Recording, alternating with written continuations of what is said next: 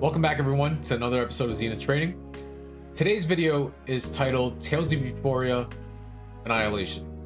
Now, this is a continuation of my Tales of Euphoria video uploads that I've done the past couple of months, in which I've discussed the top call on SPX back in early December and how we nailed that all the way down towards FOMC and into the new year. There's a very specific reason why I've titled this video Annihilation. Because the projection that I laid out, both within my community and publicly on Twitter, consists of a range that I expected to annihilate both sides of the trade, bears and bulls alike. I'm going to explain how I came up with this projection, what I saw in it, and dive deeper into the psychological and emotional aspects of this projection and why that was so important. So I'll see you in just a second.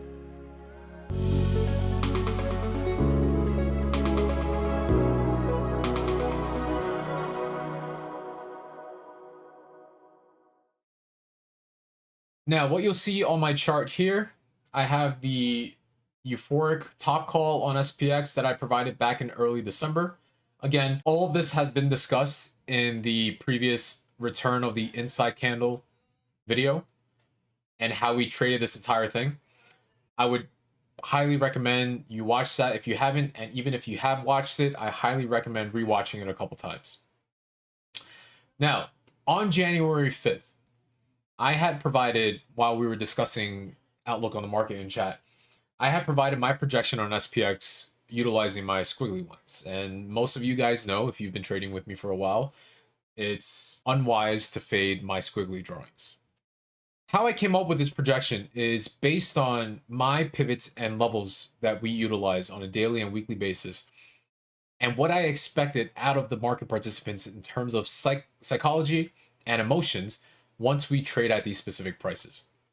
This was the day that we drew it on January 5th over the weekend. And my expectation was that we would see one more test of 60.35 to 60.61, which are previous pivots that we use for downside. And 60.61 is also the bottom of the DIC, the daily inside candle.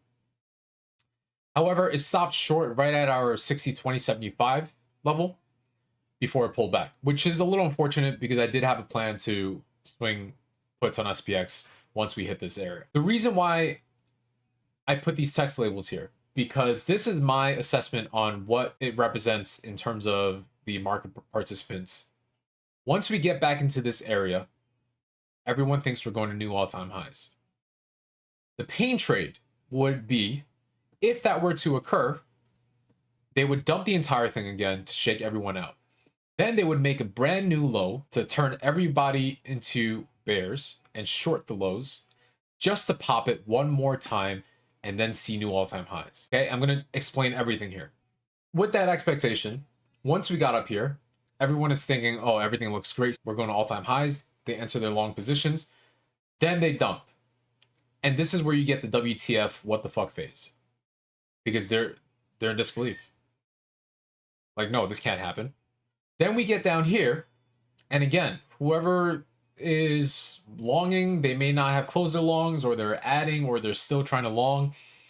We get down here, and people don't flip short until this low breaks, which leads us into the 57.83.94 and 58.05.50 targets that I provided. This target is a target that I provided the day I gave this projection. So put this into market participant psychological aspect. You see this low break, everyone is shorting the whole now. They think the bull market is over. What is the pain trade here? If they do the exact same thing to shorts, they pop the entire thing back up. Now everyone is again in the WTF what the fuck phase. At this point, this leg and this leg, people are now in disbelief. The same people who long the top, then shorted the bottom, are not going to long again until we see new all-time highs. And this is where you get the fuck yeah, max long new all-time highs. Because they're not going to attempt it again when they already saw this reject twice. This is how I come up with this type of projection utilizing the psychological aspects of the market participants. And again, a lot of this I witnessed and observed in terms of sentiment within my own communities and all over X. Even people who are commenting on my tweets, they don't realize it, but they're in disbelief. I would love to show all screenshots of all the sentiment that I observed and found, but I'm not gonna put anyone on the spot.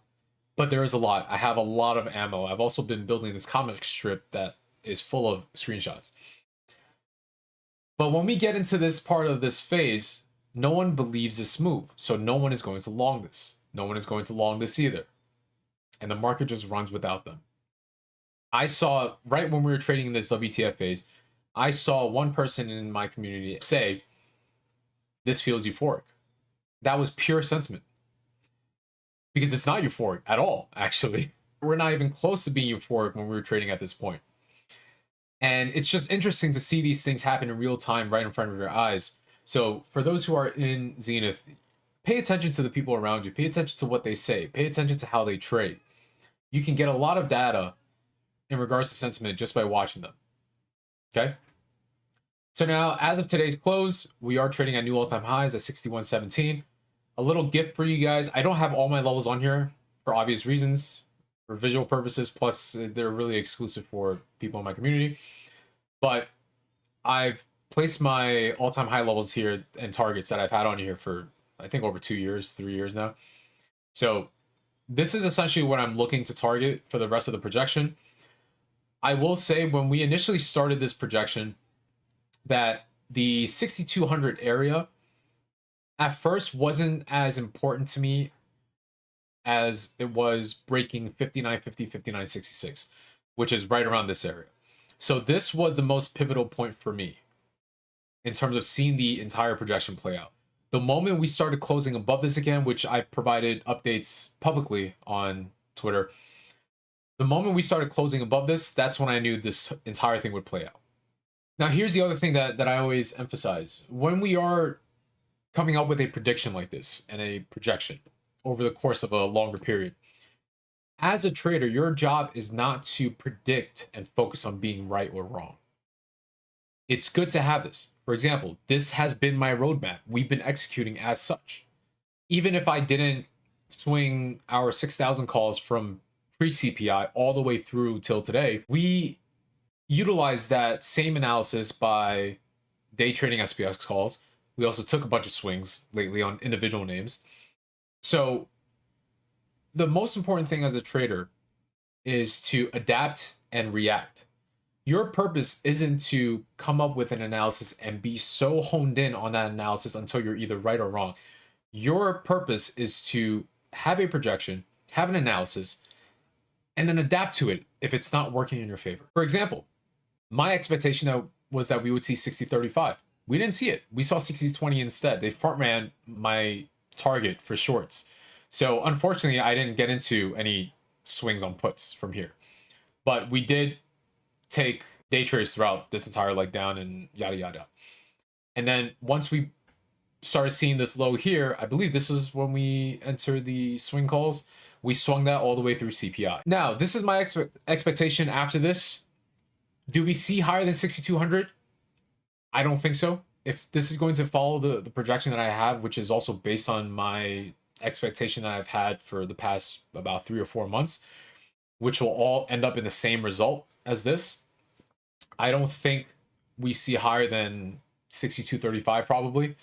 But when we do get there and we do see higher, then this is when I adapt and come up with a new sequence, new plan.